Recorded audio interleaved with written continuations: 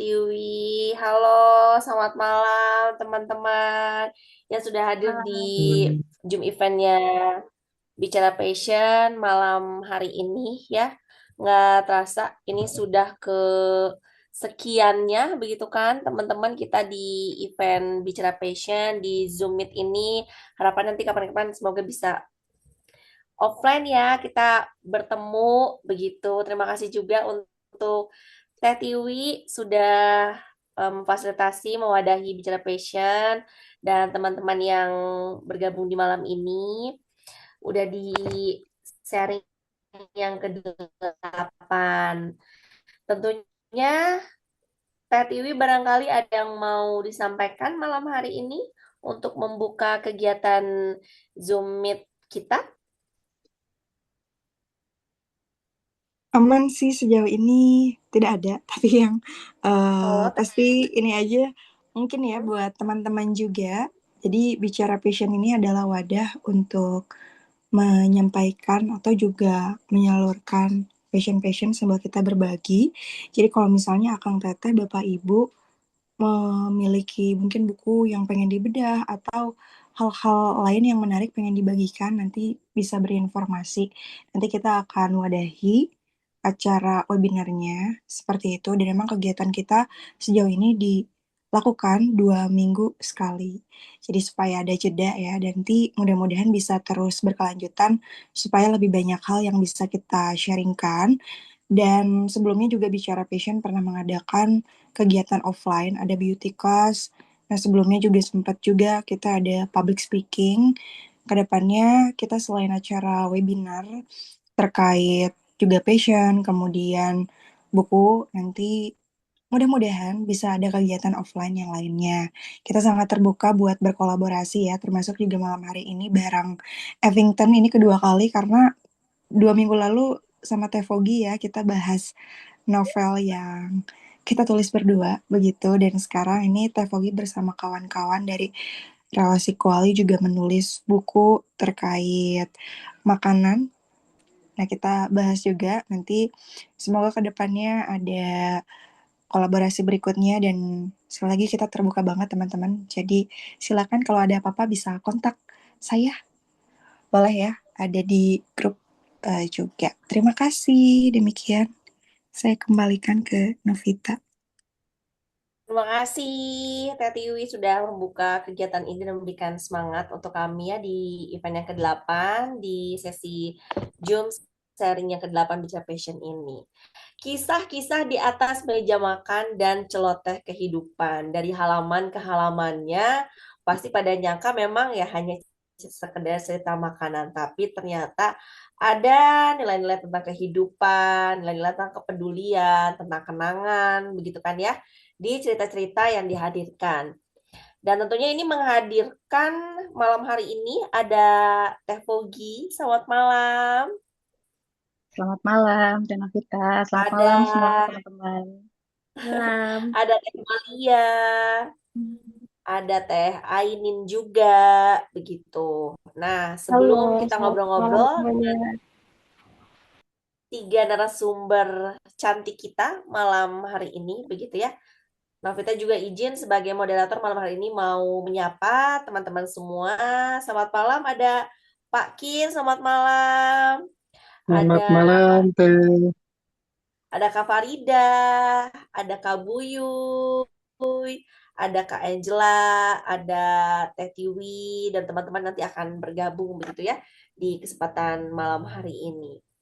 Nah, izin memperkenalkan terlebih dahulu untuk sekilas profil dari ketiga narasumber ini diawali dari Tevogi FF memulai perjalanan menulis sejak tahun 2009. Pogi FF dikenal sebagai novelis, esais, dan editor peraih beberapa penghargaan kepenulisan tingkat nasional berbekal latar belakang yang beragam mulai dari komunikasi, hukum, hingga pengalaman berwirausaha. Ia selalu berhasil menghadirkan perspektif yang inklusif dan berempati dalam setiap karyanya. Selain aktif mengelola platform Melihat Lebih Jernih dan penerbitan Effington Books, Kini Tepogi mendedikasikan energi kreatif dan visi kritisnya mengelola ruang redaksi ini, begitu. Memastikan setiap konten mengusung nilai-nilai yang diangkat, empati dan kualitas literasi yang dihadirkan tentunya sehingga dapat memiliki dampak berkelanjutan. Dan teman-teman bisa dicek juga melalui Instagram @halaman_halimun, begitu. Kemudian ada Teh Malia Nur Alifa yang berdomisili di Lembang, Kabupaten Bandung Barat, riset sejarah yang sudah aktif ya, riset sejarah Bandung dan Lembang sejak 2009. Penulis buku sejarah Lembang, aktif menjadi penulis kolom untuk Bandung Bergerak, dan Ayo Bandung, aktif sebagai pemandu sejarah sejak tahun 2015 dan sedang mengelola penerbitan buku Anomalia. Nah, kemudian juga ada Teh Ainin. Halo Teh Ainin yang memiliki minat pada pengembangan pengetahuan, pemberdayaan masyarakat, dan pengelolaan program yang berdampak. Berbekal pengalaman di bidang riset dan aktivitas sosial, terbiasa bekerja dengan pendekatan yang analitis, kolaboratif, kemudian juga berorientasi kepada solusi. Baginya menulis dan mendokumentasikan gagasan merupakan bagian penting dalam menghadirkan perubahan yang lebih inklusif dan berkelanjutan. Nah, di tahun 2016 ini menjadi hal yang spesial ya, hadirnya relasi kuali ke kehidupan, hadirnya kisah-kisah di atas meja makan dan celoteh kehidupan yang dihadirkan oleh relasi kuali seperti itu. Nah, sebelum kita mengenal lebih dalam lagi, lebih hangat lagi, tentunya tadi kita sudah kenalan dengan para narasumber. Nah, kali ini izin boleh Teh Fogi diperkenalkan lebih dalam lagi, lebih romantis lagi tentang relasi kuali ini kepada kami semua malam hari ini. Atur nuhun Teh Novita. Eh, Sebelumnya saya ucapkan terima kasih untuk Bicara Passion ya, yang sudah memberikan kesempatan pada relasi kuali untuk hadir perdana di depan publik pada malam hari ini. Sebelumnya di 2 minggu kemarin juga Evington sempat hadir sebagai narasumber juga. Kalau 2 minggu kemarin tuh kita bahas buku produk dari Evington juga. Kebetulan yang kita kupas kemarin itu novel bentuknya. Nah, kalau sekarang mungkin sifatnya lebih ke non-fiksi. Eh, apa itu relasi kuali? Jadi, relasi kuali adalah bagian dari Evington Media, anak anak dari Evington Media yang merupakan ruang publikasi gitu ya, ruang publikasi alternatif yang isinya kumpulan esai yang kita terima, kita apa namanya, dari teman-teman penulis yang submit melalui sosial media kami. Terus lewat apa ya, lewat media ini kami bermaksud atau memiliki visi untuk menelaah lebih lanjut eh, persoalan-persoalan yang lebih makro, tapi dari kacamata mikro gitu. Karena seperti kita tahu kan kalau makanan itu kayaknya semua orang juga relate gitu ya. Semua orang juga punya keterhubungan dengan yang namanya makanan gitu. Nah, tapi lebih jauh lagi, relasi kuali itu mencoba untuk membidik narasi mikro, narasi yang sederhana soal makanan, tetapi tidak hanya sebatas ulasan gitu, tidak sebatas ulasan, tidak sebatas promosi UMKM gitu, atau sebatas ingin memperkenalkan cita rasa tertentu dari setiap daerah gitu, tapi juga bagaimana proses satu penganan tersaji di meja makan yang memiliki filosofi gitu, memiliki apa ya, punya makna luas. eh, dari sepiring makanan itu kan kita bisa tahu dari mana alur pangan, ketersediaan pangan, bagaimana manusia-manusia yang punya keterhubungan dalam makanan itu gitu. dari lensa mikro ini menuju lensa sosiologis yang lebih makro. Jadi kami di redaksi itu berharap teman-teman yang submit tulisan bisa menceritakan eh, banyak hal dari kacamata eh, individu, tapi punya kebermanfaatan gitu untuk publik gitu, untuk halayak luas gitu. Jadi redaksi relasi kuali itu hadir, insya Allah di tahun ini sebagai ruang publikasi alternatif gitu, yang menerima submisi dari teman-teman penulis gitu, berupa non fiksi ya. Itu mungkin Teh Novita. Ada 12 teman-teman hebat ya Teh ya berarti ya di relasi kuali volume 1 ini ya. Ya, jadi rencananya karena memang Evington itu kan adalah apa ya, publisher ya, penerbit gitu. Jadi rencananya setiap 3 bulan sekali kami tuh akan membukukan submisi-submisi dari teman-teman, tulisan-tulisan teman-teman menjadi sebuah buku pocket, buku kecil gitu. Ini kebetulan volume pertama baru hadir hari ini gitu secara fisik gitu ya. Nah, Yeay. nah, Berarti ini anak insya Allah pertamanya relasi kuali ya yang betul, kita bisa di betul. atas meja makan ini tuh ya dan contoh kehidupan. Boleh dong Iya, Teh tunjuk. betul. Ini Hmm. imut-imut. Nanti ke depannya anak-anaknya akan punya ciri khas berbentuk buku saku atau gimana Teh?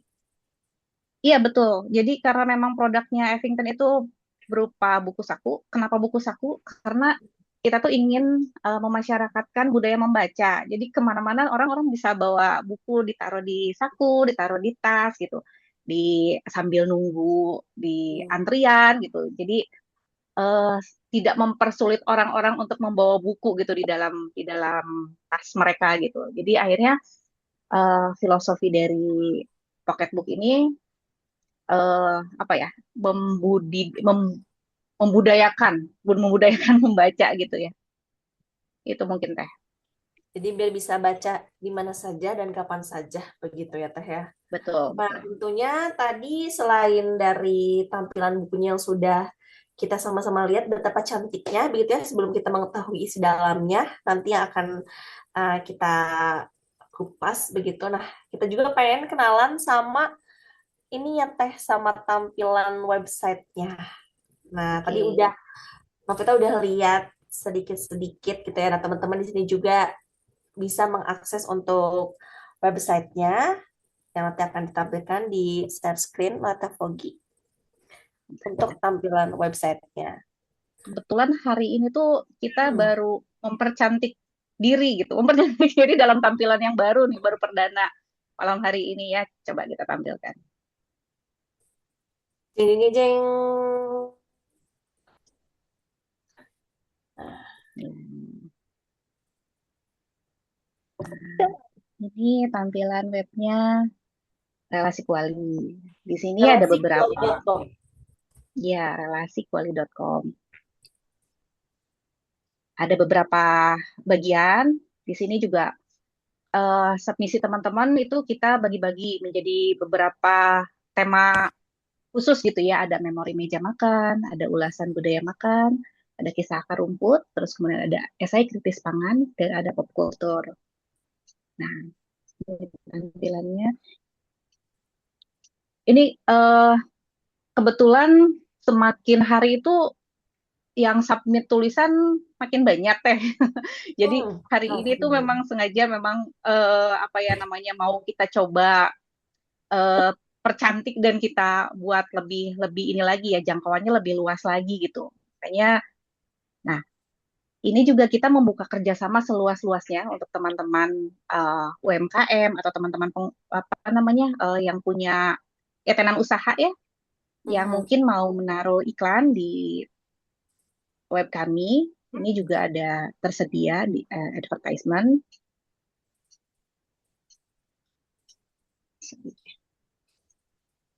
Nge-lag ya. Nanti ke depannya berarti akan ada banyak sekali makanan-makanan yang diangkat ya Teh ya. Iya, insya Allah begitu. Nah, untuk kan ada macam-macam ya Teh ya, nggak cuman ulasan makanan, ada juga esai kritis gitu, seperti misalnya masalah food estate yang terakhir tadi baru aja ada yang submit tulisan, terus kemudian masalah eh, darurat pangan. Pokoknya dalam satu piring makanan itu kan banyak sekali unsur ini ya, sosiologis gitu, ada politiknya gitu, ada, aduh ini agak ngeheng ya. Oh, katanya nggak apa-apa di ini aja. Nanti teman-teman boleh akses Ya, mandiri. Relasiquali.com. Nah, Psikologi.com. setelah tadi kita mengetahui dari Teh Vogi ya mengenai relasi kuali, kita juga mau cari informasi nih kepada dua peracik yang hadir ya, sekaligus dua perwakilan penulis juga yang kebetulan adalah dapur redaksi di relasi kuali. Mungkin boleh dari Teh Malia dulu, Ya, apa yang mungkin menyebabkan pertemuan bersama Teh Vogi dan bergabung menjadi di bagian dapur redaksi ini. Kesan-kesannya seperti apa nih? Teh Malia dulu boleh. em, Assalamualaikum warahmatullahi wabarakatuh. Waalaikumsalam. Sampurasun, sadayana. Lampes. Saya selalu mengawali kalau saya mau berbicara, saya selalu mengawali bahwa ada yang lebih tua dari Sampurasun. Jadi dari bertutur kata bersay hi kita dapat lebih ya. Ada yang lebih tua dari Sampurasun pada saat kita dulu masih menjadi Hindu-Buddha. Sampurasun itu ketika kita sudah masuk kerajaan-kerajaan Islam. Jadi sebelum itu kita belajar sedikit. Kalau untuk say hi dulu itu Nusantara pakai Sang Tabe Namo Siwaya.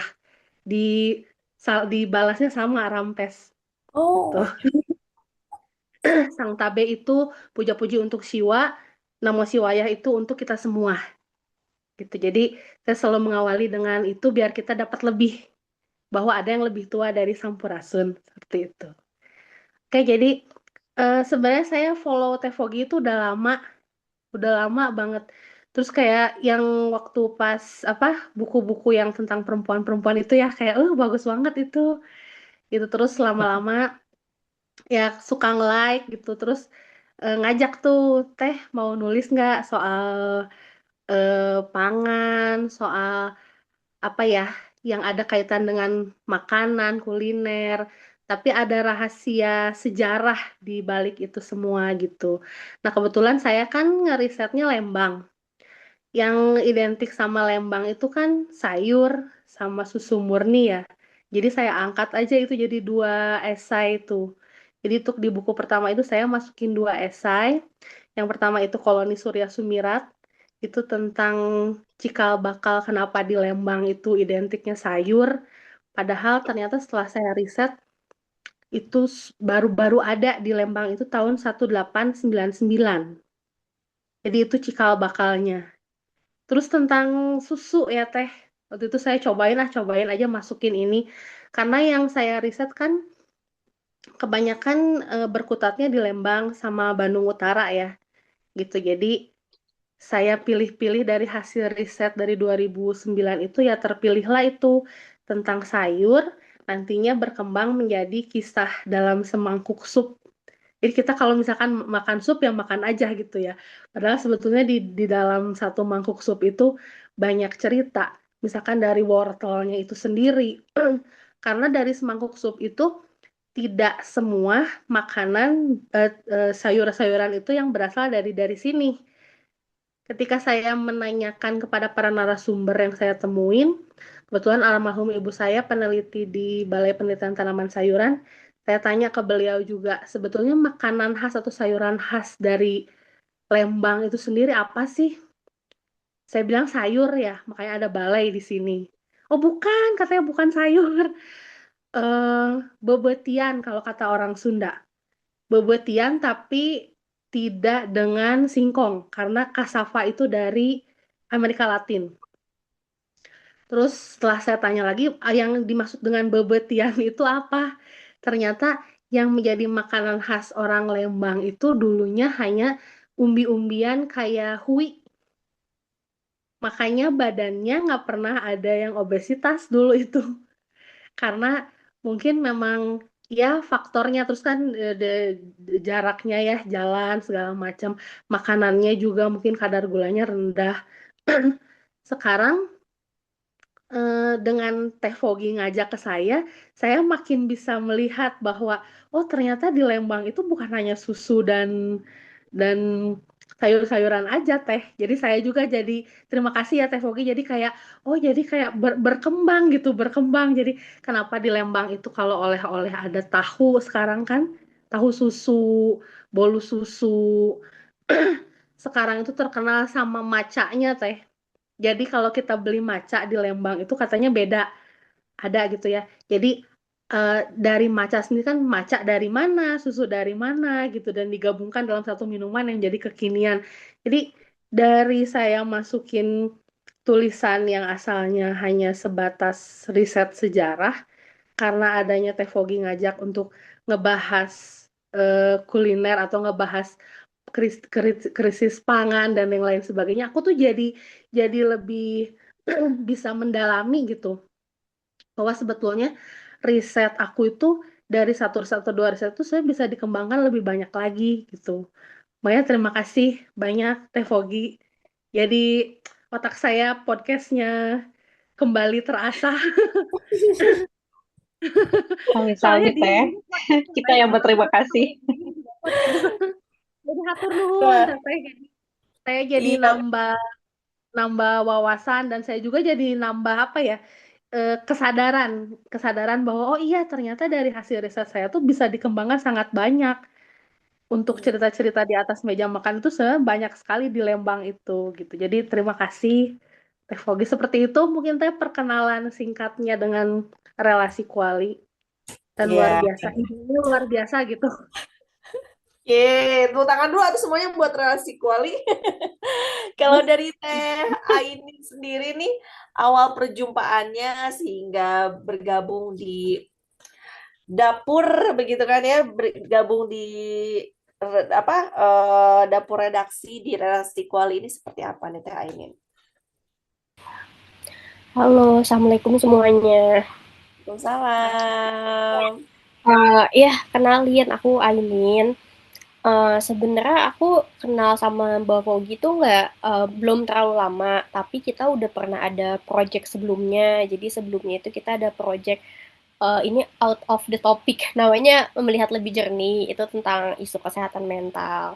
Nah, terus kita coba lah karena makanan lagi rame, kita coba nulis makanan. Kebetulan kalau aku sendiri itu ada cukup banyak keresahan ya tentang makanan itu. Aku sendiri aku suka makan gitu, cuman kadang kalau misalkan kita lagi mindful makan dari sesuap nasi yang kita makan itu kan prosesnya panjang banget gitu. Aku sendiri ngirimin satu esai di volume pertama ini, itu tentang kemandirian pangan. Itu berasal dari keresahan aku yang waktu itu lagi rame banget bahas kalau pemerintah itu buka food estate yang dimana itu tuh udah pernah terjadi di zaman Soeharto dan gagal. Dan gagalnya itu sampai sekarang ya terbengkalai aja. Apalagi kan yang proyek yang dibuka itu kan lahan di Papua tuh kayak seluas-luasnya gitu untuk food estate. Tapi kalau misalkan kita mau mundur lagi, eh, ada loh keberhasilan pangan kita tuh bukan bukan yang dari food estate gede-gedean gitu, enggak gitu. Zaman dulu tuh kita pakainya family family urban urban family gitu, family farming maaf. Jadi kayak ya udah kan kita juga dulu berasal dari ini ya barter kan. Jadi kayak kita punya apa di kebun kita tuker sama tetangga atau sama apa yang kita mau itu tuh sebenarnya udah cukup juga gitu, nggak usah buka-bukaan yang katanya kan mau apa food estate segede-gedenya itu juga resiko gagalnya tinggi. Mana kan yang di film Pesta Babi juga itu udah pernah dibahas kalau pembukaan lahan yang untuk padi itu juga sebenarnya nggak tumbuh, nggak cocok sama iklim di Papua gitu sih Teh. Jadi keresahan aku tuh muncul dari situ gitu. Teteh ini di sini meracik satu cerita ya yang bisa disampaikan. Nah, Teh Pogi juga di kesempatan relasi kuali volume 1 ini menghadirkan juga ya Teh ya. Ada 2 ya Teh ya. Halo Teh Kayaknya Pogi. dua ya. Kayaknya Iya, dua. Iya. ada 2 ya. Nah, Iya. gimana Teh itu mengangkat, jujur aku nanti sebelum kita juga akan lebih lanjut ya nanti ke Teh Malia, ke Teh Aini tentang ceritanya gitu. Nah, kita sekarang akan ke Teh Pogi terlebih dahulu untuk ini kita pengen dengerin dari Teh Pogi kenapa nih mengangkat sangrai kopi dari kebun kecil Manini di Caringin, kemudian juga ada Rangginang, Lebaran, dan Filosofi Kehidupan Rural. Nah, kita dari Iya. sangrai kopi dulu. Aku ini waktu pas pertama bacanya tuh kayak ada di halaman, kalau aku manggilnya mih aku ya, jadi kayak aku kayak berasa lagi liatin mih aku beraktivitas, mengingat kembali gitu. Boleh tadi diceritain lagi untuk proses meracik cerita sangrai kopi dari kebun kecil Manini di Caringin ini. Iya. Nuhun teh. Eh, jadi waktu sebetulnya ini tulisan lama yang memang ingin mengisahkan romantisme sejarah gitu di masa lalu zaman budak leutik ya teh.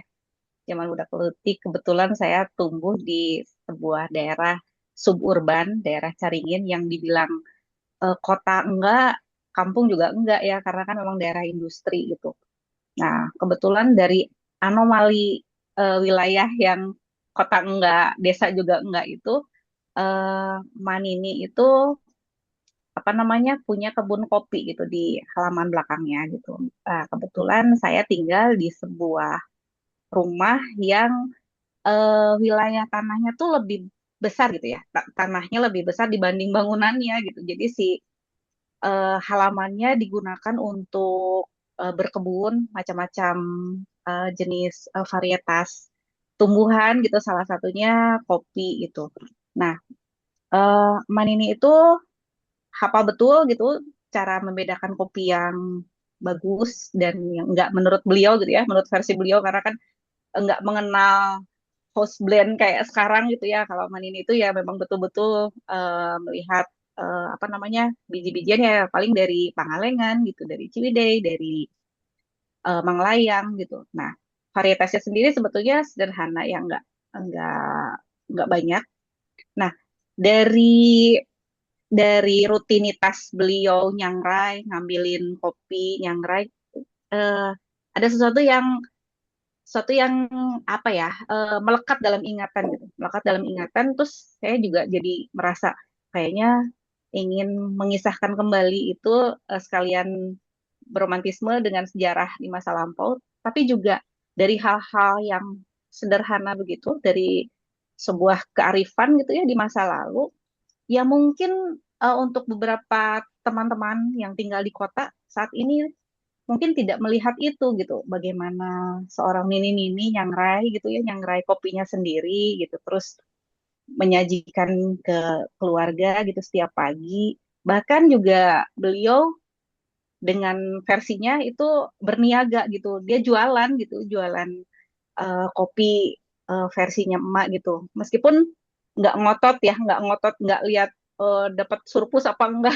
gitu tapi ya memang lingkungan sekitar tuh beli gitu ke Nini gitu iseng-iseng aja gitu ya nah dari sesuatu yang sederhana itu eh, saya lihat ada filosofi yang apa ya yang bijak gitu bagaimana beliau menghadirkan sesuatu yang pahit gitu ya tapi memiliki makna manis gitu, memiliki makna manis di ingatan saya waktu kecil, juga untuk tetangga-tetangga gitu, karena di wilayah Caringin sana orang mengenal beliau gitu, mengenal beliau karena memang katanya kopinya enak gitu.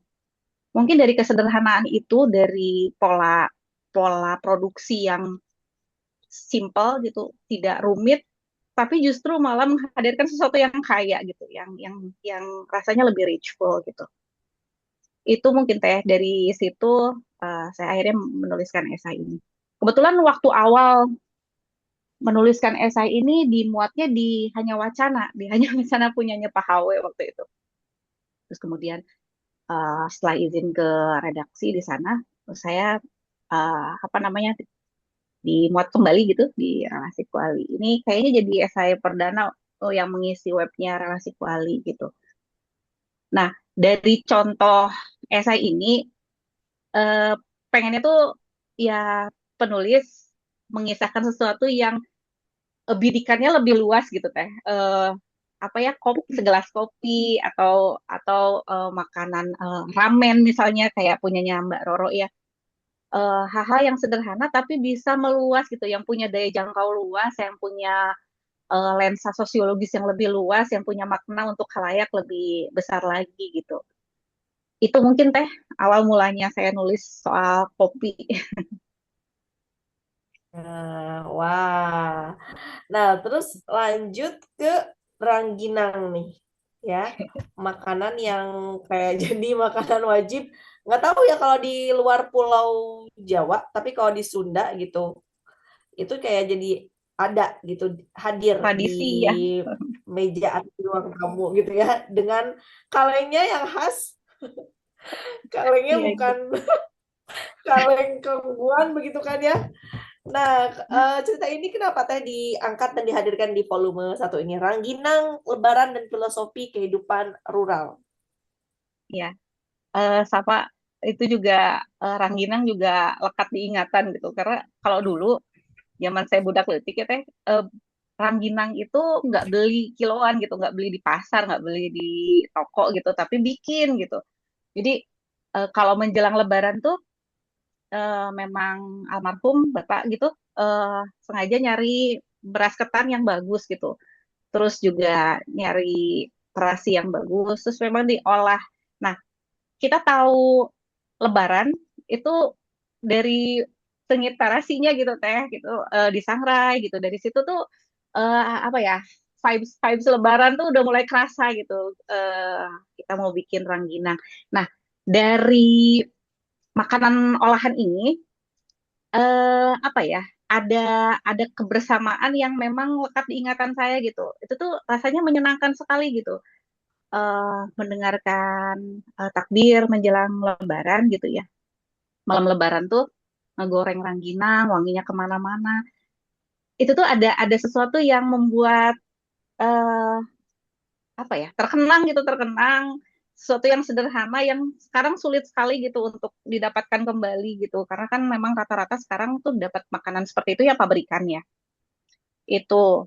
Terus kemudian, oh iya, tadi yang soal kaleng hongguan. Kayaknya semua orang pernah mengalami ketipu tuh kaleng hongguan gitu ya. Ya, awalnya ya memang ingin menyetir sesuatu yang satir gitu. Orang tuh begitu, padahal lebih enak menurut saya ya. Menurut saya tuh padahal isinya jauh lebih enak dari biskuit pabrikan gitu. Tapi kan tetap kita tuh kadang apa ya, mengumpat mengumpat suganteh biskuit gitu. Padahal ya memang dalamnya rangginang. Padahal kan jauh lebih enak ya teh, jauh lebih enak dan lebih susah bikinnya gitu. Itu mungkin awalnya waktu mau bikin esai ini teh. Oke, nah kalau yang rangginang ini sebelumnya sudah pernah dipublikasikan juga. Kayaknya yang rangginang ini belum teh. Yang rangginang ini kayaknya di web Hmm. pribadi, di web pribadi belum pernah Oh, dipublikasikan. oke. Oke, jadi ini kalau yang rangginang ini perdana ya, perdana banget gitu.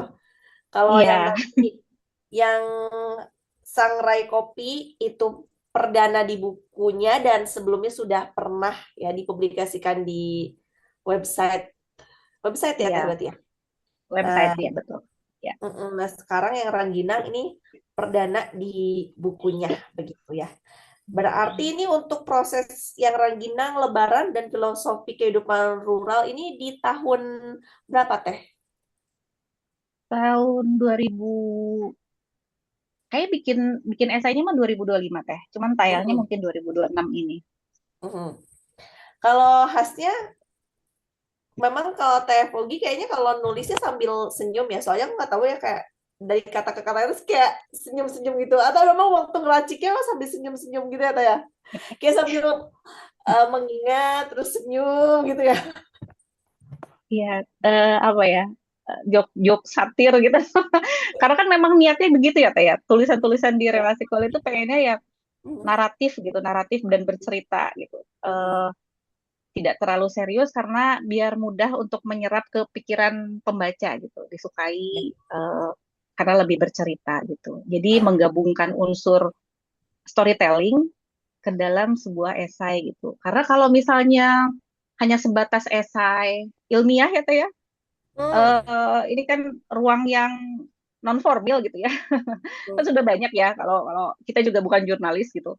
Kita teman-teman di sini juga berkumpul sebagai pencerita gitu, pencerita yang ingin apa ya, membicarakan atau menyuguhkan sesuatu yang menghibur, menghibur tapi juga bikin orang jadi oh ya bener ya gitu. Iya, iya.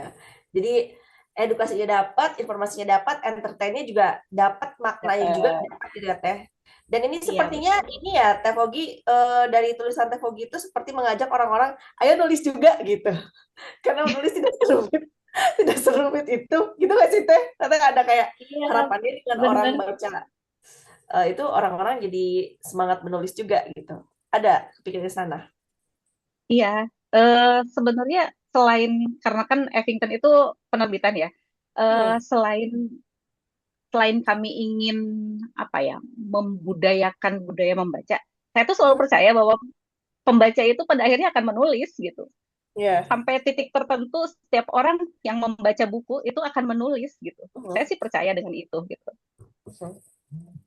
Oke, terima kasih Teh Fogi. Nah, sekarang kita bakal lanjut ke Teh Malia. Mungkin tadi sudah di spill-spill sekilas ya. Tadi dari Teh Malia tentang tulisannya. Ada dua ya di volume satu ini. Di kisah-kisah di atas meja makan dan celoteh kehidupan. Itu ada Kolonel Surya Sumirat Cibogo-Lembang. Koloni, Oh, Koloni koloni. Surya Sumirat Surja atau Surya berarti? Surya ya? Iya, Surya. Ya, Koloni Surya Sumirat Cibogo Lembang, dan juga di sini ada Minum Susu di Lembang, sebuah historiografi. Nah, Mm-mm. jujur Novita juga baru mendengar nih. Jadi waktu tadi baca sebuah edukasi baru buat Novita. Ada Koloni Surya Sumirat Cibogo Lembang, apalagi Novita bukan orang Bandung kan.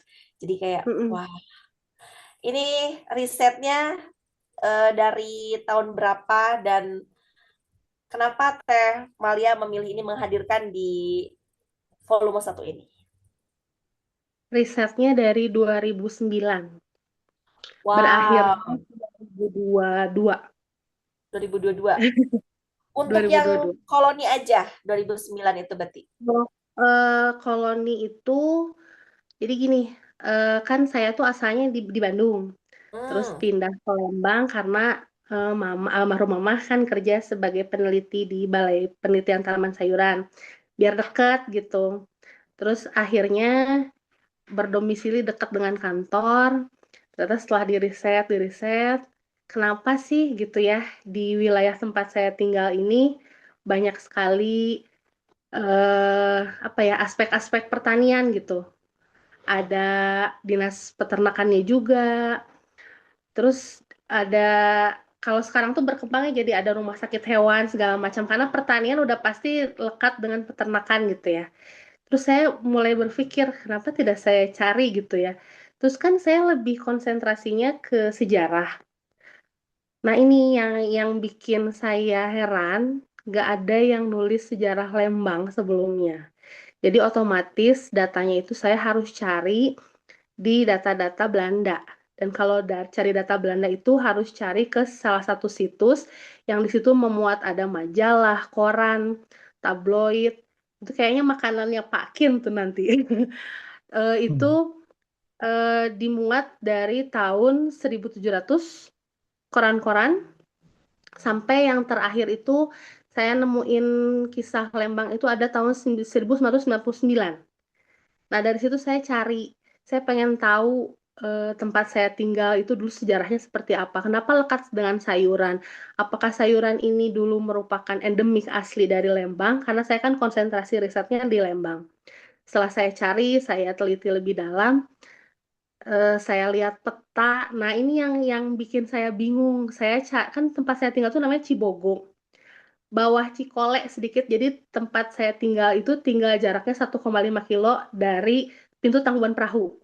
Jadi kebayang saya sekarang sedang ada di kaki Gunung Tangkuban Perahu. Nah, saya kayak, kenapa kalau cari Cibogo susah? Di Delper itu susah. Saya udah pakai ejaan lama segala macam. Kok susah ya? Datanya tuh mentok di tahun 40, tahun 30. Sedangkan saya ngerti kalau sayuran itu didatangkan oleh Belanda ke sini sekitar tahun 1800-an lah. Kok saya nggak dapat datanya? Ternyata setelah saya ulik-ulik, ternyata saya salah. Kata kuncinya itu harusnya koloni Surya Sumirat. Nah, baru di situ keluar semua, ngebrebet dari tahun 1899. Datanya keluar semua. Memang awalnya tempat saya tinggal ini itu bekas perkebunan kopi. Kita semua tahu kan kita dulu pernah ada kultur stelsel dari tahun 1830 sampai 1870-an. Itu kita harus tanam paksa, terutama di Priangan ya, kita harus tanam paksa kopi dan teh, terutama kopi. Kalau di daerah saya tuh kopi. Di sini tuh di utara Lembang tuh kopi. Makanya ada istilah Cikole. Kalau yang sering main ke Lembang, tahu Cikole. Cikole itu ternyata tidak ada di peta-peta Lembang 1800, itu belum ada. Karena Cikole itu kepanjangan dari Ci, kopi, lekoh. Itu kepanjangan orang-orang orang-orang Surya Sumirat gitu. Orang-orang sebelum Surya Sumirat lah ya pada saat kultur stelsel. Karena buruh-buruh di utara Lembang itu kalau bikin kopi itu lebih lebih kental, lebih lekoh kalau kata orang Sunda, karena tinggal metik aja gitu di halaman rumah. Beda sama yang di rumah-rumahnya atau di daerah tempat tinggalnya tidak ada perkebunan kopi gitu ya. Itu beda ceritanya dengan nanti sejarah kopi luwak, kalau itu beda lagi. Jadi ada sejarah tersendiri kalau daerah Cikole itu, jadi sebenarnya itu. Terus kedua, karena di daerah Cikole itu banyak ditemukan pisang kole. Pisang kole ini hanya dimakan oleh sejenis primata.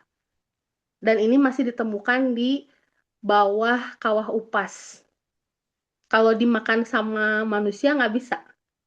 Nah, mungkin dari dua itulah muncul penamaan itu. Jadi saya pikir karena saya riset mendalam tentang Lembang, jadi ditemukan banyak. Jadi saya tuh belajar aksara yang jelas ya, belajar toponimi. Nah, sekarang jadi sama Teh Pogi jadi belajar gastronomi Teh. Gitu. Jadi risetnya terus berkembang. Nah, akhirnya setelah saya pakai tulisan Surya Sumirat itu, ternyata ada beberapa koran dan beberapa majalah yang menyatakan bahwa di Semarang itu Oktober 1899 itu didirikan Balai Latihan Kerja di Semarang ya. Ada 3 jenis balai latihan kerja pada saat itu dibentuk oleh pemerintah kolonial. Ada bunga potong itu di Semarang. Ada jurusan sepatu lah ya, bikin sepatu. Kalau saya cek di gambarnya itu lebih ke kayak klom gelis sih.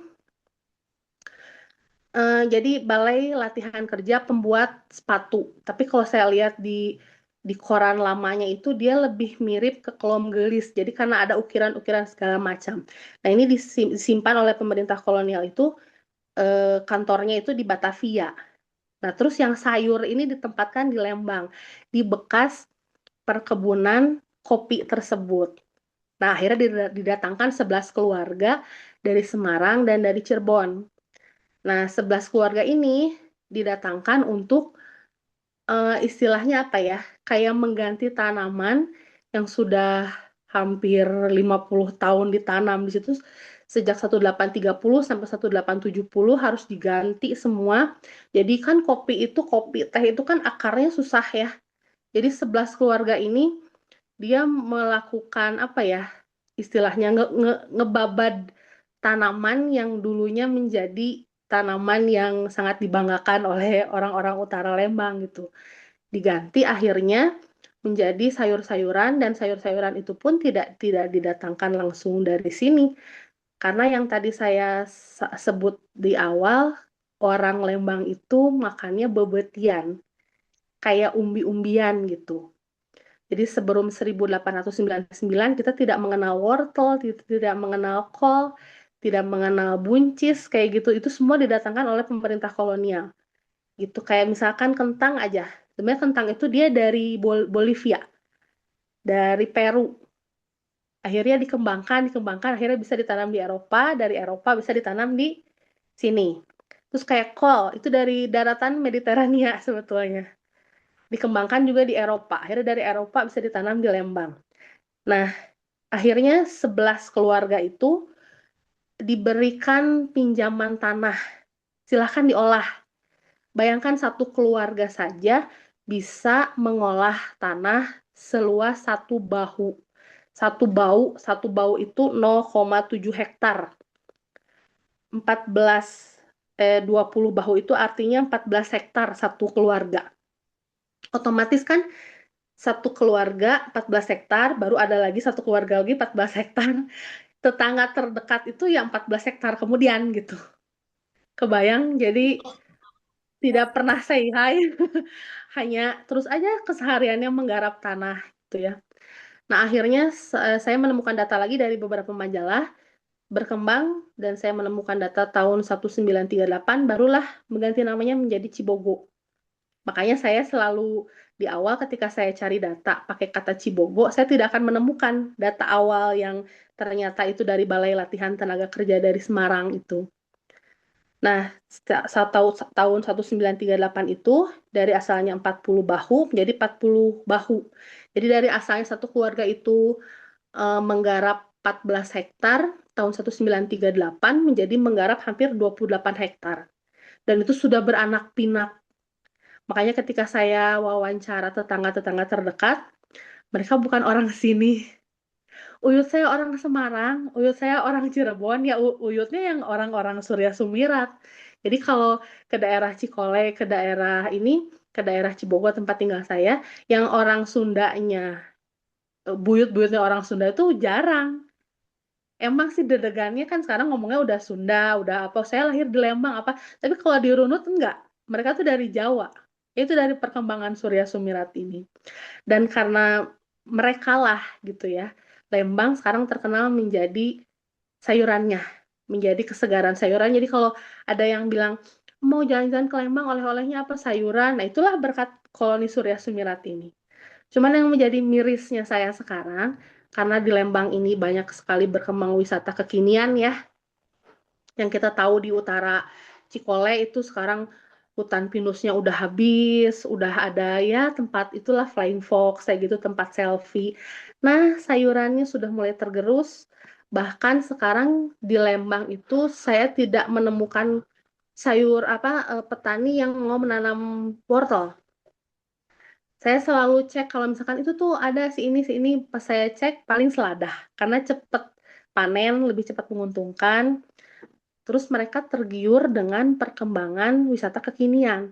Kalau ada wisata kekinian, otomatis mereka akan membangun tempat peristirahatan. Jadi kebun-kebun sayurnya itu diganti dibangun menjadi homestay. Itu yang jadi permasalahan yang saya tulis di situ. Dari kebun kopi, itu merupakan emas hitamnya Hindia Belanda, karena bisa mengisi kekosongan kas dari kolonial Belanda ketika kalah Perang Jawa kan, menjadi kaya raya lagi lah dari kopi itu, makanya disebut emas hitam. Emas hijau itu dari teh, itu dari dua komoditas itu. Kalau di Jawa Tengah, Jawa Timur itu dari gula juga, itu bisa memperkaya negeri Belanda kan. Terus sayuran dengan kemakmuran agrarianya sekarang tergerus gara-gara wisata kekinian. Jadi kayak buyutnya atau kakeknya atau ibunya masih mau menanam sayur, anak-anaknya udah enggak. Anak-anaknya udah ngerasa kayaknya lebih menguntungkan bikin homestay deh, karena lebih kekinian. Padahal kalau ibarat kata-kata saya yang nyeleneh ya, Hamin satu kiamat kita masih butuh makan kali. Jadi sebetulnya lebih menjanjikan kita menanam sayur, cuman kan itu perlu proses. Kadang anak sekarang males proses. Kita lihat kekinian kayak gini, padahal kan itu ada waktunya. Sama juga dengan susu. Makanya Lembang itu terkenal dengan susu. Padahal dulu warga Lembang sendiri menganggap susu itu darah putih yang tabu untuk dikonsumsi. Baru ketika masa kolonialisme, zaman VOC tuh tahun 1700-an atau abad ke-17 ya. VOC itu bikin peternakan susu tapi untuk eh, koloninya sendiri lah. Karena itu warga pribumi itu menganggap bahwa susu adalah darah putih yang tabu untuk dikonsumsi. Jadi ketika orang Eropa minum susu, pribuminya mah meringis gitu kayak, itu darah atau nggak pamali, nggak boleh diminum gitu. Nah itu kolonialisme itu mampu merubah stigma masyarakat kita. Bahkan sekarang kita dengan mudahnya ke supermarket atau ke minimarket, mau susu rasa apa, mau yang langsung dikonsumsi, mau yang dipasteurisasi dulu, segala macem, itu prosesnya sangat panjang, karena dulu nenek moyang kita meringis kalau lihat ada yang minum susu. Nah, ini saya temukan di bukunya Sudarsono Katam yang judulnya Bandung Milk Center. Itu ternyata ada seseorang petualang Belanda namanya Herr Medici. Dia datang ke Cianjur. Ini tahun 1786. Di Cianjur itu dia minum segelas susu segar sebelum dia melanjutkan perjalanannya ke Bandung. Berarti tahun 1786 sudah ada peternakan susu di Cianjur. Lalu di Kewadanaan Tengger, ini didapatkan data bahwa Kewadanaan Tengger itu tahun 1891 sampai 1893 sudah pernah mengimpor sapi dari Belanda, dari Friesland. 1891 ngimpor sapi. Nggak kebayang itu pengirimannya berarti kan harus naik kapal. Dan kalau di kapal misalkan sapinya meninggal, ya berarti kan kerugiannya itu luar biasa. Jadi eh, luar biasa itu Kewadanaan Tengger ternyata. Saya pikir Batavia duluan yang mendatangkan sapi, ternyata Tengger. Nah lalu karena adanya sapi-sapi dari Belanda itu, akhirnya mau tidak mau jadi dikawinkan dengan sapi lokal. Nah, ini terjadi di Pasuruan pertamanya. Makanya itu menjadi cikal bakal dari sapi-sapi Jawa. Sapi Jawa itu yang warnanya coklat, yang biasanya punduknya itu gede. Sapi-sapi Jawa itu yang bagus kan, yang mahal, yang biasanya suka dipakai untuk kurbannya para pejabat. Nah, itu sapi-sapi Jawa. Itu sebenarnya merupakan kawinan dari sapi-sapi yang didatangkan oleh Kewadanaan Tengger itu dengan sapi-sapi lokal di Pasuruan. Nah, itu menghasilkan sapi yang disebut sapi gatri. Kalau saya nanya ke dinas peternakan, sapi gatri itu sapi yang luar biasa, mahal, bagus, gak rewel. Nah, itu ternyata kawin silang dari Kewadanaan Tengger itu yang telah mendatangkan dari Belanda itu. Nah, lalu setelah dipikir-pikir mungkin ongkos kirimnya jauh, resikonya juga besar karena takutnya setelah mahal-mahal sapinya metong di kapal kan nggak lucu gitu ya. Nah, akhirnya didatangkanlah dari Australia, coba deh dari Australia gitu.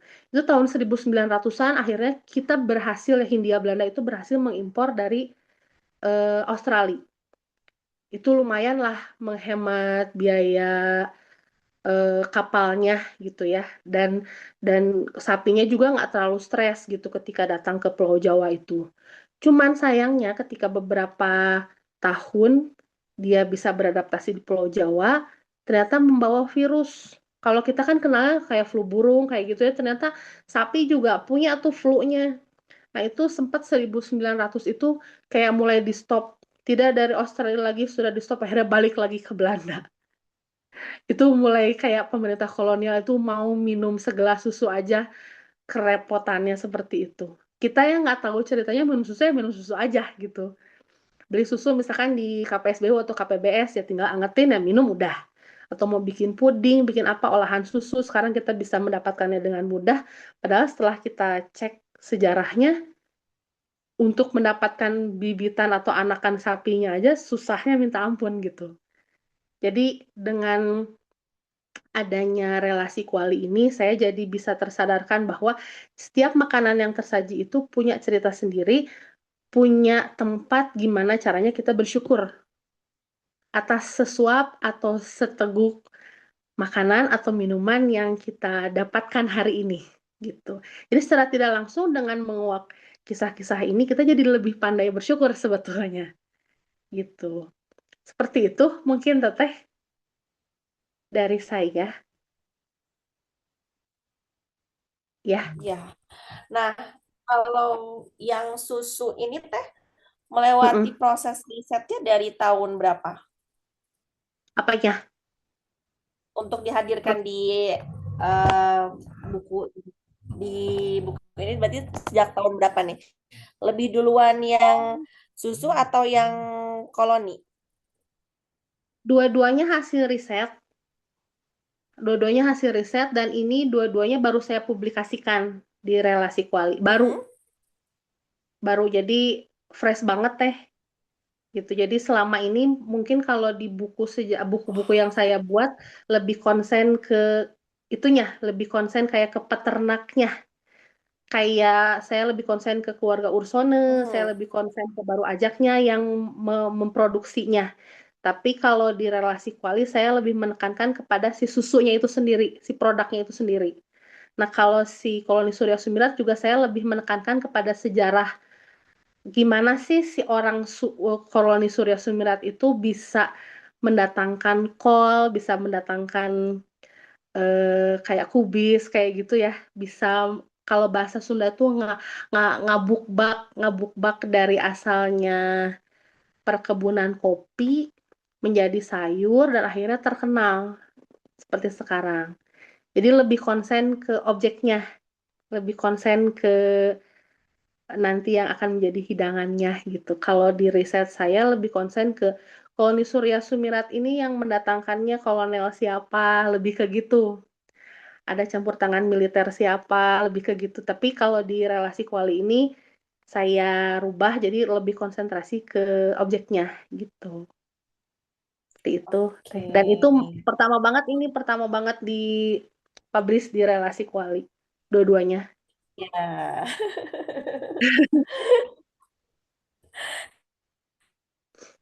Tentunya ini melewati perjalanan riset yang panjang ya, Teh ya. Iya, riset ini bikin Yang saya baik yang susu sabar. ataupun Iya, iya, jadi tadi juga dengar ya ceritanya ya, apalagi nyari nggak kebayang tadi Teteh betapa sabarnya mencari Cibogo gitu, proses Cibogo kok nggak ada ya gitu. Ternyata sampai akhirnya ketemu sama koloni ini gitu kan. kadang dari riset itu saya belajar bahwa data itu bukan kita yang cari, tapi data itu Mhm. nunggu dia sendiri mau dibukanya kapan, sama siapa, di mana, dianya sendiri yang jadi kita tuh kalau kayak misalkan saya mau riset mau ke utara, timur, barat, selatan, gimana kaki melangkah aja. Diniatin aja, oke saya mau riset. Kalau diniatin banget, saya harus dapat ini, pulang nggak dapat apa-apa. Jadi bener-bener kayak ngajarin saya untuk gimana mengolah niat yang baik. Sama itu sabar, belajar sabar gitu. Dan dari relasi kuali ini, terutama dari makanan ya, jadi kita diajarin rasa syukur gitu. Dengan mudahnya kita dapetin susu nih sekarang nih. Orang dulu perjuangannya Masya Allah, luar biasa. Seperti itu, Teteh. Dari dari dua cerita Teteh tadi yang sudah melewati riset yang panjang gitu. Kalau Novita sih menemukan tiga kata dari jadinya eh, dari melewati proses yang panjang, menyebarkan kesabaran, kemudian Mm-mm. kita jadi sadar gitu ya tentang Mm-mm. pangan yang ada di sekitar kita, lingkungan yang di Iya, sekitar kita tetap baik saja, dan syukur. iya, Kalau dulu tos keterbatasan pengetahuan, keterbatasan jarak tempuh, sekarang mah tinggal ke warung juga kita bisa minum susu ya. gitu ya. Dan rasa-rasa lagi terserah kita maunya yang mana kan. Iya, nggak kebayang kalau zaman dulu ya mau diracik rasa-rasa. Aduh, Iya, nyari dulu mungkin pengorban. stroberinya kemana. Nilainya kemana gitu Problemnya kan. balik lagi ke saya. Nah, teman-teman juga boleh sambil menyimpan komentar, nanti akan kita bacakan ya di akhir sesi tanya jawab. Dan sekarang kita akan bertemu dengan Teteh cantik satu lagi. Ini ada Teh Ainin Latifah.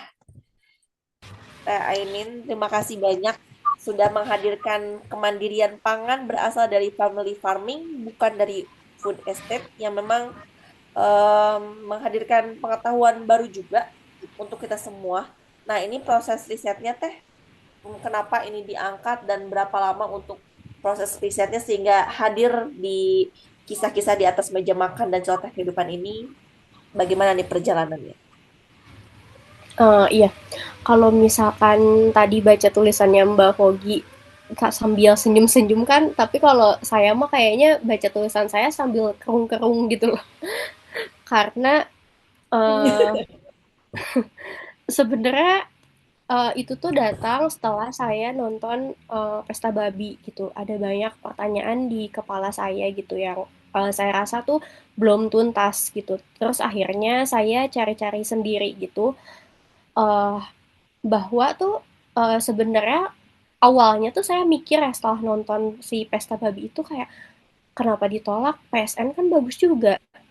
Dibanding mereka makan sagu terus, dibanding mereka kurang gitu. Lebih baik kan dibikin ya food estate aja gede-gedean gitu. Tapi kayak ya pertanyaan itu tuh ganjel. Terus akhirnya saya riset-riset sendiri. Ternyata si food estate itu tuh dikelolanya cuman bayangin tanah seluas-luas berapa kali Pulau Jawa itu tuh dikelola cuman sama satu keluarga. Jadi sama orang yang itu-itu aja. Cuman dibikin anak perusahaannya banyak. Tapi uangnya ngalir ya ke satu keluarga itu aja gitu.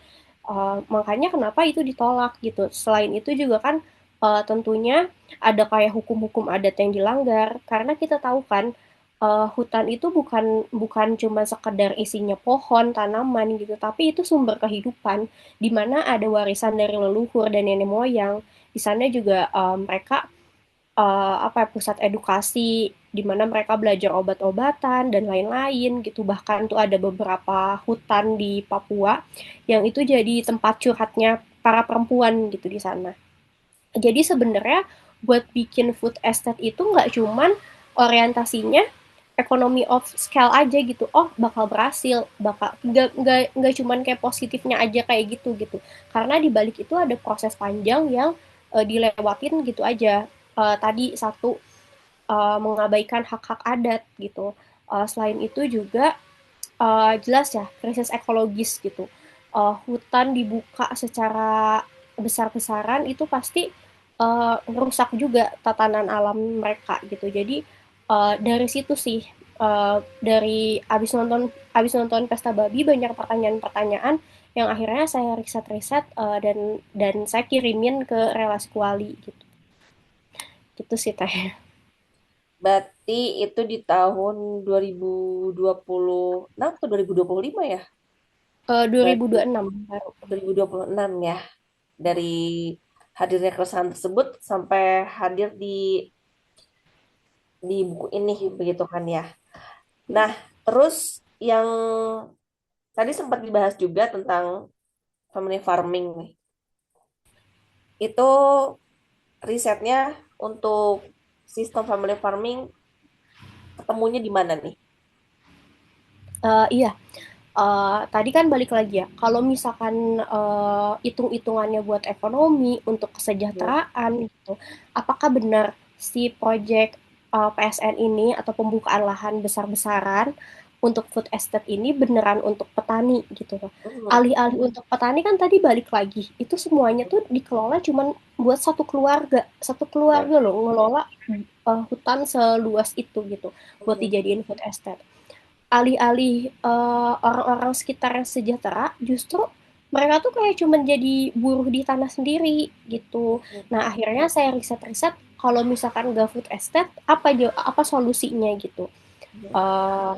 eh ya akhirnya ketemulah si family farming itu gitu. Karena kan emang dari dulu juga kita udah biasa yang barter, udah biasa yang ya balik lagi ngelola tanah sendiri, nggak harus kayak skala besar-besaran, tapi tuh kita saling barter ya dan akhirnya mencukupi juga gitu loh kebutuhan kita gitu. Hmm.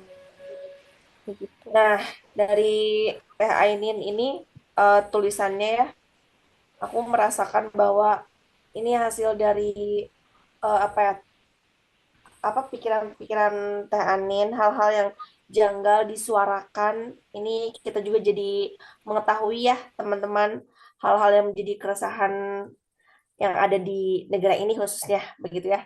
Difokuskan kepada pangan begitu dan hadir nih di tulisan kali ini kemandirian pangan berasal dari family farming bukan dari food estate. Nah, ini Teh Anin ada satu ya berarti ya. Iya, satu. Ya, satu ya. Ini berapa lama Teh untuk Hmm, meraciknya, meramunya gitu ya menjadi beberapa halaman? jujur cuman sehari sih, karena aku tuh kalau nulis Tapi mood-moodan gitu, tapi sekalinya ketemu mood yang oke nih gitu, itu bisa hmm, bisa selesai cepet gitu. ya, aku ngebayanginnya juga memang kayak tulisannya menggebu-gebu sih kayak semua rasa penasaran, gebu-gebu, rasa kecewa ada di tulisan ini. Terbawa loh aku. Nanti teman-teman juga ini ada apa ya yang membaca relasi kuali volume 1 ini, aku testimoni untuk teman-teman juga nanti bisa menghubungi kemana Teh Fogi berarti kalau mau beli bukunya. Aku tulis di chat aja kali ya, Boleh, boleh, alamat boleh. alamat pesan ya. Nah, itu tuh dari halaman ke halamannya tuh terasa emosionalnya tuh kita berpindah-pindah dari yang senyum-senyum. Oh iya, ini nih gitu ya. Kalau misalnya teman-teman nanti baca, tadi ada Teh siapa ya tadi yang sudah punya bukunya Teh Buyu ya. Nanti mungkin kita bakal ngobrol-ngobrol sama Teh Buyu. Teh Ainin, terima kasih banyak. Dan sekarang kita akan ke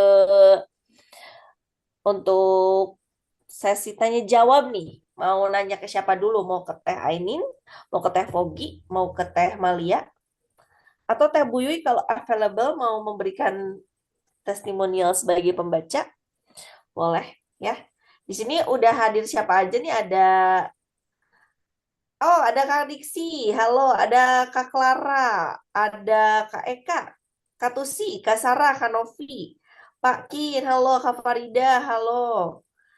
Silakan teman-teman yang mau bertanya, boleh di kolom komentar seperti itu. Dan ya teman-teman nanti juga bisa akses mandiri ya di https everything.id/store/relasi kuali ya.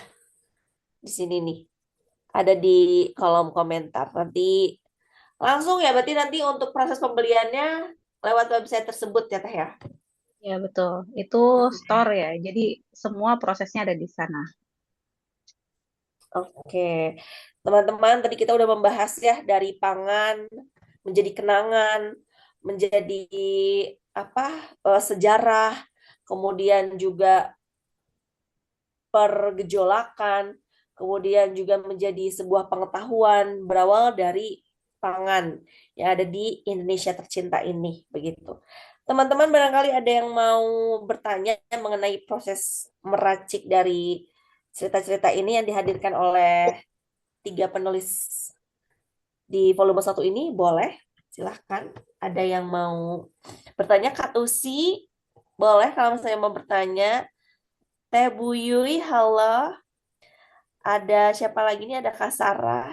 Boleh ya kalau misalnya ada yang mau tanya-tanya begitu mengenai proses meraciknya, apa proses risetnya, begitu. Maknanya, begitu ya. Nah, aku mau nanya juga nih ke Kak Ainin. Kak Ainin juga kan di ceritanya, di cerita di volume 1 ini menyoroti peran petani ya. Mungkin ada harapan nggak sih untuk petani di apalagi nih sekarang kita tumbuh di generasi yang digitalisasi nih. Ada nggak kekhawatiran tertentu? Apakah nanti takutnya peran petani terganti atau gimana gitu? Sebenarnya ada sih. Aku sendiri tuh udah lama gitu ya meneliti tentang pangan ini gitu. Eh, ada kekecewaan juga sih. Harusnya kan petani itu sejahtera ya. Alasan kenapa Gen Z ini yang kayak aku yang muda-muda nggak mau jadi petani. Aku tuh pernah pergi ke suatu daerah di Jawa. Dia itu penghasil kretek gitu. Dan itu ada pengepulnya. Pengepulnya itu lumayan banyak. Ada gudang garam, ada jarum, ada apa gitu. Harusnya itu kan mereka itu sejahtera ya. Maksudnya marketnya udah jelas, garapannya udah jelas, terus juga resiko kerusakan tanamannya juga sedikit gitu. Nah, yang aku kecewa itu ternyata kenapa mereka itu nggak sejahtera? Mereka itu dicekokin sama bank-bank itu kayak semacam pinjaman gitu. Jadi tanpa dan itu tuh aku sempat mikir sih waktu aku ke sana kayak kenapa sih orang-orang di sini kok rata-rata pada punya kredit gitu. Ternyata beberapa bulan yang lalu hal ini tuh dibahas sama Big Alpha bahwa mereka itu sebenarnya nggak tahu kalau itu tuh pinjaman. Jadi mereka itu datanya dipakai sama bank alih-alih tuh bilangnya dapat buat buat dapat bantuan sosial gitu. Padahal itu mereka tuh kayak dipaksa untuk berhutang. Menurut aku itu sesuatu yang jahat sih. Jadi kayak mereka tuh dipaksa untuk punya hutang seumur hidupnya gitu. Padahal tuh mereka juga harusnya tuh cukup gitu loh dari ngelola itu gitu. Itu pernah disorot sama Big Alpha. Banknya itu bank BRI dan BNI sih. Biasanya di kampung tuh banyaknya itu gitu. Itu sampai kepala cabangnya pun kena gitu. Itu sih yang bikin aku kecewa gitu. Makanya tuh rata-rata iya uh, relatable sama yang Mbak Malia bahas. Makanya kenapa anak-anak mudanya itu udah nggak mau gitu jadi petani karena mereka juga mikir selain prosesnya yang panjang dan kurang kurang profitable juga gitu. Kayak gitu sih.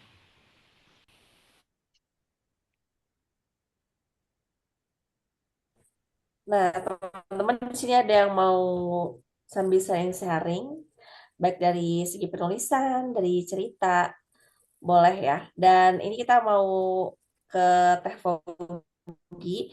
Di sini kan ada 12 penulis ya Teh ya, di volume 1 ini. Ya, ada 12 Ada penulis. 12 penulis. Mm-mm. Ya. Dan ini gimana Teh untuk mempertemukan ke-12 penulis ini dalam satu buku ini? Eh, ini Disamber tuh kan gitu, ayo ayo. itu kan prosesnya dari open submission ya. Kita membuka submisi seluas-luasnya ke teman-teman via sosial media. Jadi awalnya memang struggle, responnya juga nggak banyak gitu ya, yang kirim tulisan gitu. Terus kita juga lewat proses kurasi karena kan relasi kuali juga punya tujuan gitu ya, punya visi dan misi. Terus tadi saya lupa untuk menyampaikan kenapa namanya relasi kuali. Kebetulan eh, saya dan Ainin itu dipertemukan di sebuah media aktivisme ya Ainin. Kita sama-sama di sebuah aktif di media feminisme di Magdalen. Eh, terus waktu awal menemukan nama relasi kuali itu karena saya kan banyak bergelut di isu-isu perempuan sebetulnya. Eh, ini kayaknya lucu deh, relasi kuasa gitu. Kebetulan salah satu pendirinya relasi kuali, apa namanya rekan saya di Huffington, Mas Valen, memelesetkan relasi kuasa itu ke relasi kuali. Ini tuh punya ada filosofinya sebetulnya. Kita tuh ingin merebut kembali narasi bahwa tadi isu-isu semacam kemandirian pangan, terus masalah historis yang terkandung dalam satu penganan di meja makan gitu yang tersaji di meja makan, eh, itu punya keterhubungan gitu, punya keterhubungan dan selama ini yang apa ya, yang hadir di kanal-kanal pemberitaan itu kan hubungannya dengan pemilik modal besar gitu ya, dengan apa relasi kuasa gitu. Eh, Gimana makan makanan barat, makanan-makanan yang apa ya mengandung banyak gula misalnya gitu, masyarakat gitu. Nah, media ini itu mencoba untuk merebut kembali narasi apa yang baik untuk masyarakat gitu, meskipun akan jadi debatable gitu ya. Jadi menyerahkan narasi ini ke masyarakat luas gitu untuk mengedukasi persoalan pangan gitu, persoalan apa yang tersaji di meja makan gitu. Jadi mungkin filosofi penamaan relasi kuali itu ada hubungannya dengan relasi kuasa sebetulnya. Itu mungkin teh. Terus tadi yang 12 penulis ini sebetulnya di redaksi sendiri itu tuh apa ya, ekosistemnya tuh beragam sekali gitu ya. Terus kontributor juga beragam sekali, nggak semua apa ahli sejarah, nggak semuanya aktivis gitu, nggak semuanya penulis esai, ada juga penulis fiksi gitu. Kita tuh coba untuk memediasi teman-teman yang suka menulis. Semua orang pasti punya cerita gitu, semua orang punya cerita tentang makanan gitu ya. Tapi di balik makanan itu mereka coba untuk mengemukakan keresahannya gitu, keresahan dan gimana caranya bisa mengamplifikasi isu-isu ini ke halayak publik gitu, ke halayak luas gitu. Nah, kan butuh media nih.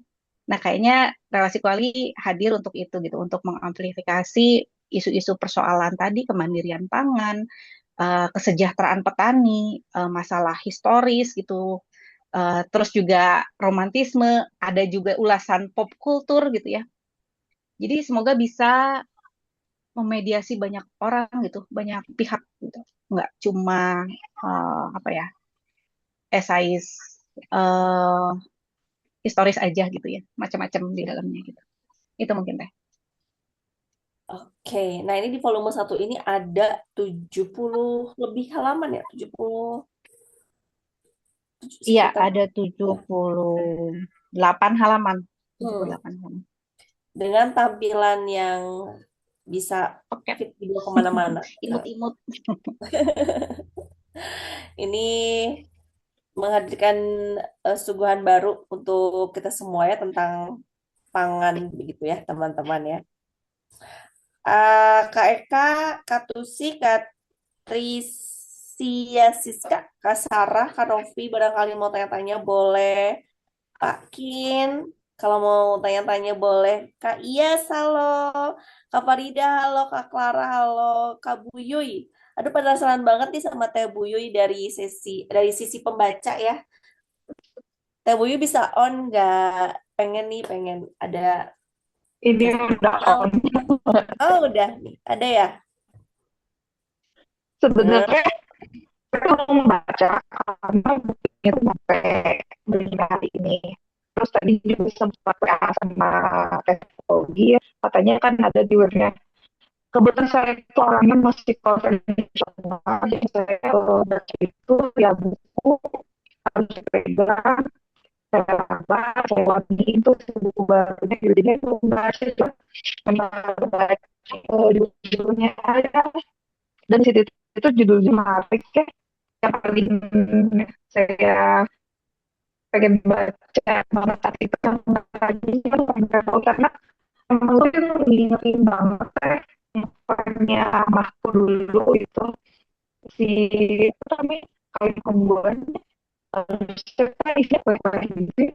Terus dibukanya Radina gitu mungkin mana Radina gitu pada ketawa kan semuanya.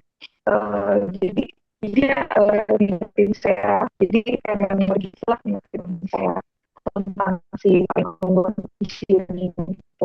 Jadi saya mau sebenarnya mau mengapresiasi terima kasih karena bukunya itu emang buku saku yang dibawa kemana-mana. Kadang kalau lagi bawa pas kecil, bawa buku, karena saya tuh lagi ngurangin banget screen time. Jadi kalau lagi nunggu perjalanan dari saya memang sama itu baca gitu. Bukunya enak banget untuk dibawa sampai kecil dan gitu gitu aja sih. Saya belum baca soalnya teh. Nanti kalau udah baca saya review.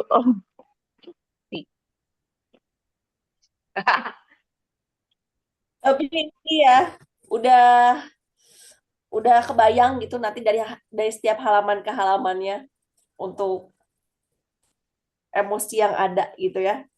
Ekspektasi waktu Iya, beli waktu ada bukunya pertama kali gimana nih Teh Buyuy? Ekspektasi apa nih dari buku karena kan ini? saya tahu buku ini tuh dari Teh Malia. Kebetulan itu ada geng Jalan sama Malia ya Teh. Itu tuh Eh, ceritanya geng nemenin Teh Malia riset.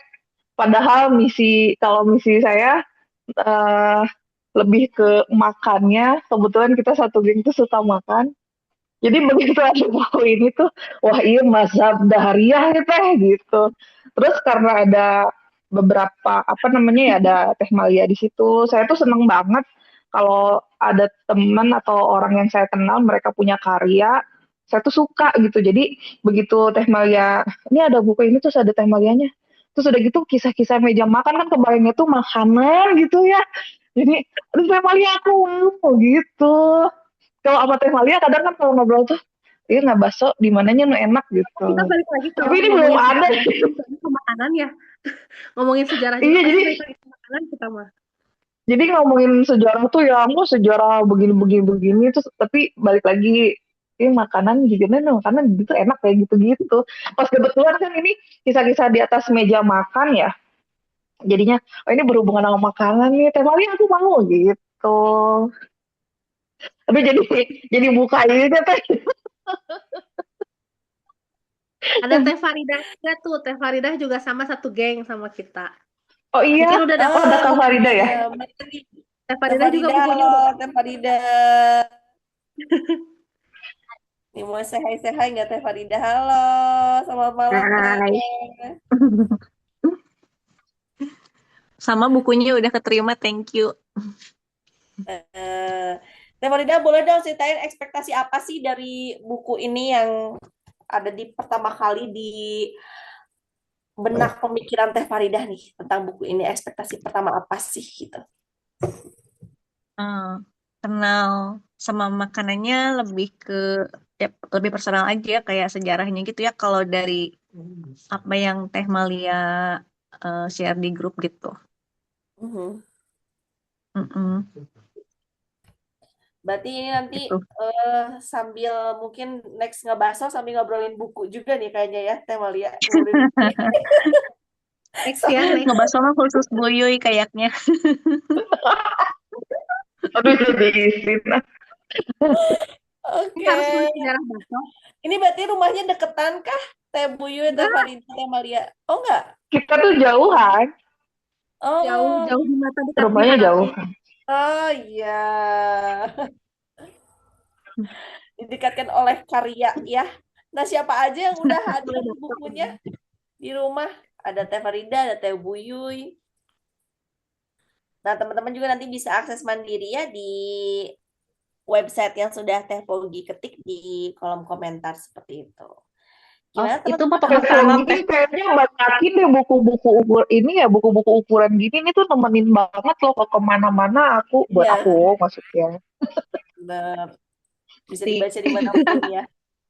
Iya, karena kan apa ya literasi kita tuh sekarang tuh emang kurang banget ya, termasuk anak aku gitu. Jadi kalau diharapkan dengan buku-buku yang ukuran begini, terus ceritanya yang menarik, jadi minat baca anak-anak sekarang tuh jadi mulai lagi gitu. Anak Amin, anak aku amin. suka baca, anak aku tuh suka baca, tapi mereka tuh bacanya di handphone. Sementara kalau aku tuh kan masih zaman bahulanya baca teh buku loh, buku nih kamu teh pegang gitu diwangiin gitu si buku teh. Tapi enggak kok aku baca di sini mungkin Gen Z ya beda sama ini mah Gen baby boomer. Jadi harus dipegang gitu bukunya teh.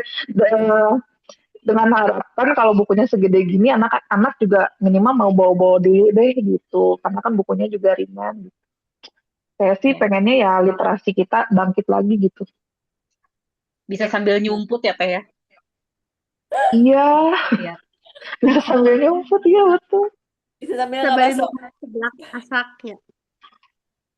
Iya, sabari ieu nungguan si Emang di baso au kuah, bari kieu kan, bari nungguan baso, bari maca gitu. Aduh, ya Nah, gitulah pokoknya. terima kasih Teh Buyuy. Aduh, nggak berasa ini udah mau setengah 10 ya.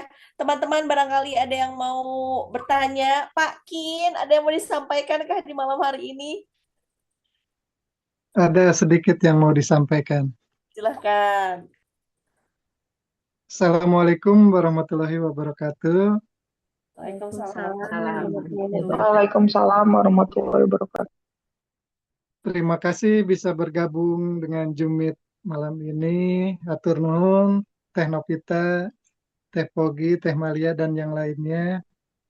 Senang bergabung dengan Relaksi Kuali karena saya tertarik dengan ilustrasi lukisannya. Kalau media lain tampilannya kan biasa ya, kalau relasi kuali agak menarik gitu. Mungkin itu eh, alasan saya bergabung dengan relasi kuali. Terima kasih untuk semua atas kesempatan dan pertemuannya malam ini. Atur nuhun teh. Nah, Sama-sami. Nah, Pak Kin juga berarti ini apa sudah apa bertemu dengan teman-teman dari relasi kuali berarti ya Pak? belum. Oh, Dengan belum. paling dengan Teh Pogi dan Teh Malia di sosmed.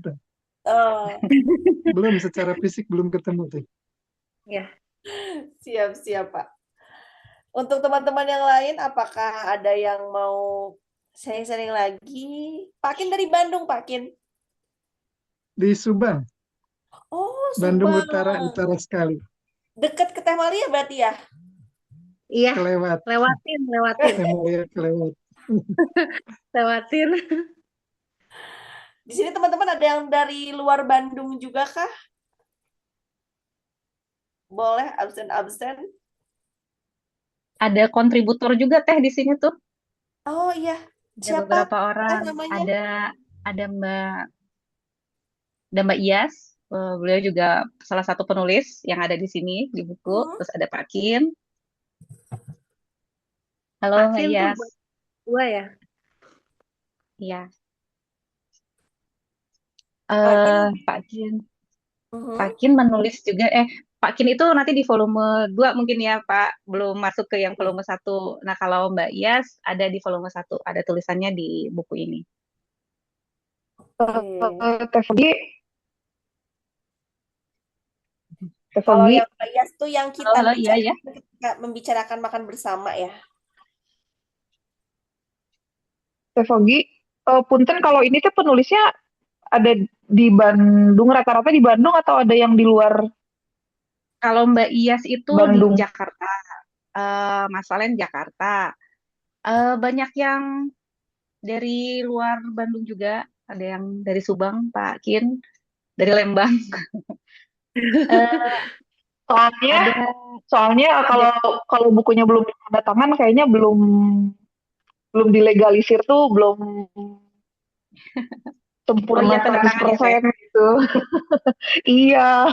Barangkali nanti ada Jadi ini nanti saya mau, ada apa namanya teh? Kalau buku teh launching jumpa Ada fans. launching. nah Insya iya, Allah, Insya Allah karena antologi ya, jadi mungkin PR-nya ini agak lumayan repot. Dari 12 penulis. Macam-macam sih, ada yang dari Jogja, ada yang kemarin tuh Banyuwangi kalau tidak salah. Ada Banyuwangi, nggak cuman Bandung gitu. Menjangkau ke seluruh daerah dengan keunikan ceritanya masing-masing begitu ya. Kalau Betul. Teh Tiwi barangkali ada yang mau disampaikan di ujung akhir pertemuan kita nih di sesi sharing yang ke-8 ini. Ada sih, udah keren semuanya pokoknya sukses selalu Ya. buat Teh Fogi, Teh Malia, Ainin, dan teman-teman yang lain. Semoga nanti makin banyak yang bisa dikolaborasikan ya untuk sama-sama berbagi informasi, edukasi kepada halayak luas. Pokoknya mantap lah Teh, keren. Dan bisa menjadi panutan kita untuk selalu produktif setiap waktu. Karena kayaknya kalau Teh Fogi selalu ada aja gitu ya, hal-hal barunya. Nah, semoga bisa jadi inspirasi juga, Teh Malia juga. Ya, semuanya keren-keren orang di sini. Hatur nuhun. Saya juga banyak terinspirasi soalnya. Begitu aja, Bu Novita. Ya, terima kasih sekali teman-teman atas energinya, kemudian juga untuk kehadiran dari teman-teman relasi kuali volume 1, khususnya Teh Fogi, Teh Malia, Teh Ainin Latifah, dan teman-teman semua ya, yang sudah sama-sama menyebarkan cerita lewat pangan, menyadarkan kami tentang pentingnya pangan, mengingatkan kembali tentang perjuangan pangan, dan tentunya tentang sejarah pangan. Apa yang ada di piring kita hari ini ternyata adalah perjalanan panjang, dan ini hadir ya di kisah-kisah di atas meja makan dan celoteh kehidupan relasi kuali volume 1. Terima kasih atas energinya. Mari kita foto dulu nih. Teman-teman yang berkenan untuk open kamera boleh open cam. Kita foto dulu. Ya, yang ada bukunya boleh sambil dipegang bukunya. Wah, Kak Farida, Kak Bui udah ready banget. Oke, kita akan mulai ya. 1, 2, 3, cheese. Oke, satu kali lagi. Kita mulai. 1, 2, 3, cheese. Oke, terima kasih banyak. Hatur nuhun semuanya. Atas energinya, atas semangatnya, atas motivasinya. Wah, Sukses selalu untuk teman-teman Relasi Kuali, untuk Evington, untuk semuanya. Nanti ditunggu nuhun Teh untuk Novita. ya Atur nuhun. volume 1 aja udah seseru ini. Volume 2 Amin. antos kabar untuk volume 2, dan semangat selalu juga untuk para kontributor, calon-calon kontributor juga, dan teman-teman nanti bisa cek-cek mandiri ya untuk akses bukunya. Kak Iyas, terima kasih banyak. Semoga nanti kapan-kapan bisa ngobrol-ngobrol juga dengan Kak Iyas. Terima kasih sudah menghadirkan cerita yang keren sekali. Teh Ainin, Teh Clara, terima kasih banyak juga. Novita izin pamit. Semuanya selamat malam, selamat beristirahat, dan sampai berjumpa kembali di karya berikutnya. Wassalamualaikum warahmatullahi wabarakatuh. Waalaikumsalam. Waalaikumsalam warahmatullahi wabarakatuh.